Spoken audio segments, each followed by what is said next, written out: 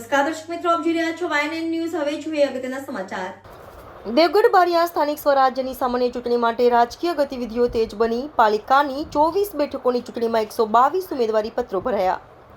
મતદારોને હવે કોના પક્ષે વળે છે તે હવે આગામી દિવસોમાં નક્કી થશે. દાહોદ જિલ્લાના દેવગઢ બારિયા તાલુકાના નગરપાલિકાની ચૂંટણીમાં ઉમેદવારી નોંધાવવા માટે શનિવારે અંતિમ દિવસે ભારે ઉત્સાહ જોવા મળ્યો હતો.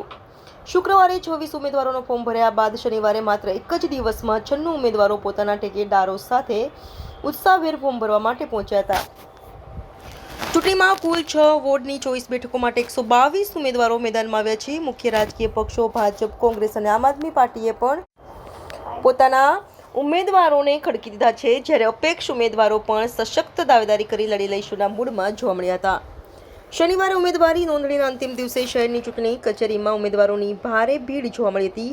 ઉમેદવારો તેમના ટેકેદારો સાથે મોટી સંખ્યામાં ઉમટતા કચેરીનો પરિસરમાં બરાબરનો રાજકીય માહોલ ગરમાયો હતો.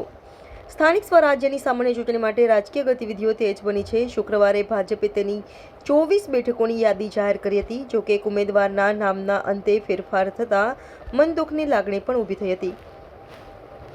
રસાકસીના જંગમાં હવે આગળના તબક્કામાં ફોર્મ પાછા ખેંચવાના દિવસે ચૂંટણીની સ્પષ્ટ તસવીર સામે આવશે.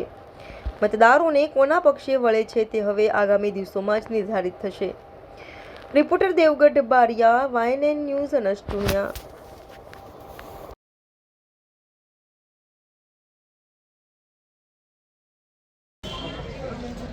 આજ રોજ દેવગઢ બારિયા નગરપાલિકાની જે સામાન્ય ચૂંટણી છે એની અંદર કોંગ્રેસ, ભારતીય રાષ્ટ્રીય કોંગ્રેસ પાર્ટીએ 24 ઉમેદવારો ઉતાર્યા છે અને બારિયા નગરપાલિકામાં કોંગ્રેસનો પ્રમુખ અમે બેસાડવા જઈ રહ્યા છે.